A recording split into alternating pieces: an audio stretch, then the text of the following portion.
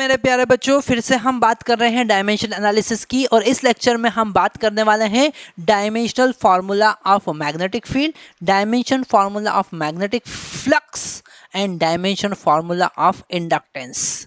ये सारे जो कॉन्सेप्ट मैं आपको बता रहा हूँ, ये सारे कॉन्सेप्ट 11th के नहीं 12th के हैं, पर हमको अगर इनके डायमेंशन फार्मूले फाइंड करना है तो क्या मेथड हम यूज़ करेंगे, कौन से फार्मूले हम यूज़ करेंगे, वो हम देखने वाले हैं।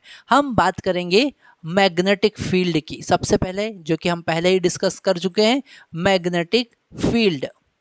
मैग्नेटिक फील्ड का dimension formula magnetic field B होता है। डायमेंशन फार्मूला फाइंड करने के लिए हम मैग्नेटिक फील्ड का एक कॉन्सेप्ट यूज़ करेंगे जिसे हम कहेंगे मैग्नेटिक फोर्स।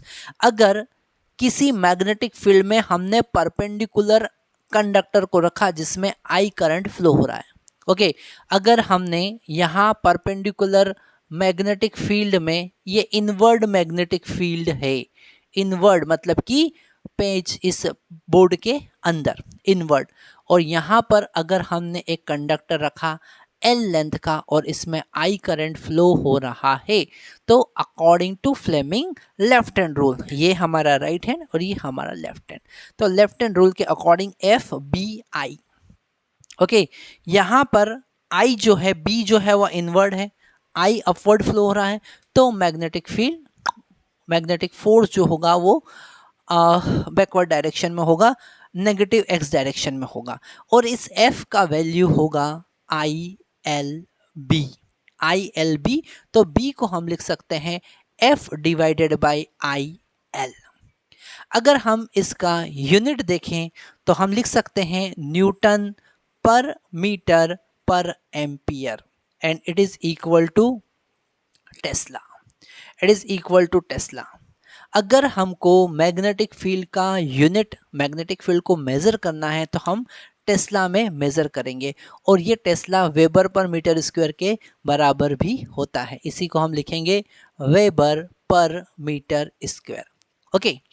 तो अगर हमें इस मैग्नेटिक फील्ड का डायमेंशन फार्मूला फाइंड करना है तो हम फोर्स का डायमेंशन फार्मूला लिखेंगे M L T minus two, current का डायमेंशन फार्मूला ए, यहाँ पर हम डायमेंशन फार्मूला के लिए हमेशा स्क्वायर ब्रैकेट का यूज़ करते हैं, और एल का डायमेंशन फार्मूला एल ही होगा।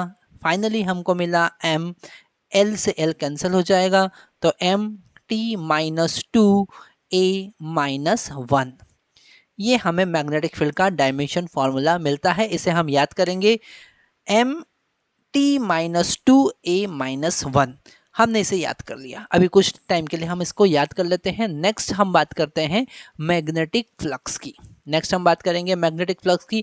तो हमने सबसे पहले देखा कि मैग्नेटिक फील्ड क्या होती है, ठीक है, मैग्नेटिक फील्ड का डायमेंशन फार्मूला, उसकी यूनिट हम कैसे फाइंड करेंगे। अब हम बात करेंगे मैग्नेटिक फ्लक्स की, किसकी बात करेंगे, मैग्नेटिक फ्लक्स की। तो ये मैग्नेटिक फ्लक्स फाई जो होता है वो होता है B into A into cos theta. अगर किसी एरिया ए से B magnetic field theta angle पर पास हो रही है, उसके नॉर्मल वेक्टर, एरिया वेक्टर के साथ थीटा एंगल पर मैग्नेटिक फील्ड पास हो रही है, तो मैग्नेटिक फ्लक्स क्या होगा, बी ए कॉस थीटा, ओके। इसे 12th में जाके और हम अच्छे से समझेंगे। तो यहाँ पर मैग्नेटिक फील्ड को हम टेस्ला में मेजर करते हैं और एम्पियर एरिया को हम मीटर स्क्वायर में मेज़र करते हैं। तो यहाँ पर मैग्नेटिक फ्लक्स का यूनिट होगा टेस्ला मीटर स्क्वायर, जिसे हम वेबर भी कहेंगे, क्या कहेंगे, वेबर। तो मैग्नेटिक फ्लक्स का यूनिट होता है वेबर, मैग्नेटिक फ्लक्स का यूनिट क्या होता है, वेबर होता है, ठीक है। और यहाँ पर सबसे इंपॉर्टेंट कॉन्सेप्ट इसका डायमेंशन फार्मूला। तो इसका डायमेंशन फार्मूला फाइंड करने के लिए हमको मैग्नेटिक फील्ड का डायमेंशन फार्मूला याद रखना पड़ेगा। तो मैग्नेटिक फील्ड का डायमेंशन फार्मूला होगा M T minus to A minus one, और एरिया का डायमेंशन फार्मूला क्या होता है, एल स्क्वायर, एरिया का डायमेंशन फार्मूला तो एल स्क्वायर ही होगा ना। हम यहाँ पर आगे देखें तो M L two T minus to A minus one हमको मिलेगा। This is the dimension formula of magnetic flux, this is the dimension formula of magnetic flux. और अगला जो कॉन्सेप्ट हम देखने वाले हैं वो बहुत इंपॉर्टेंट है। हम बात कर रहे हैं इंडक्टेंस की, हम बात कर रहे हैं इंडक्टेंस की, ओके, अगर हमारे पास एक सोलेनॉइड है, अगर हमारे पास में एक कॉइल है और इस कॉइल में आई करंट फ्लो हो रहा है, तो यहाँ पर इसकी एक्सिस के अलोंग ऐसा मैग्नेटिक फ्लक्स डेवलप होगा और this magnetic flux is equal to L into I. Magnetic flux कितना होगा? L into I. वो मैग्नेटिक फ्लक्स करंट के डायरेक्टली प्रोपोर्शनल होगा। अगर हम यहाँ पर L का वैल्यू फाइंड करें तो वो 5/I हो जाएगा। अगर हम इसका यूनिट देखें तो वो हो जाएगा वेबर पर एम्पियर। क्या होगा? वेबर पर एम्पियर।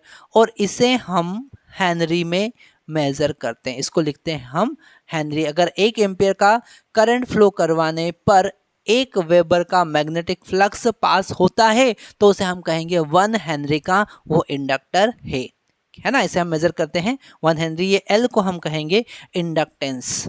अब यहाँ पर अगर हम इसका डायमेंशन फार्मूला फाइंड करें तो हमको फ्लक्स का डायमेंशन फार्मूला तो पता है, तो यहाँ पर वेबर का डायमेंशन फार्मूला होगा M L2T-2A-1 divided by ampere का A। ओके, तो अल्टीमेट हमको मिला ML2T-2A-2। ओके, तो यहाँ पर मैं इंडक्टेंस का डायमेंशन फार्मूला भी हमने फाइंड किया। हमको ये सारी चीज़ें लिंक में ही पढ़ना है। Magnetic field, then magnetic flux, then inductance. Okay, तो इंडक्टेंस का डायमेंशन फार्मूला फाइंड करने के लिए हमको सबसे पहले स्टार्ट करने का है मैग्नेटिक फील्ड, फिर मैग्नेटिक फ्लक्स और उसके बाद इंडक्टेंस आता है। Thank you very much.